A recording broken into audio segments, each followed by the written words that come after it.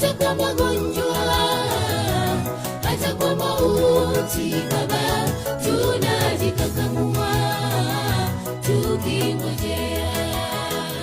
Mbona umekuja Baba kutupea majibu ya maswali? Mbona yasitimie kadiri ya maandiko?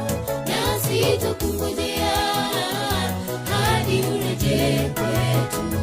Mbona yasitimie kadiri ya maandiko? Nasi tukungojea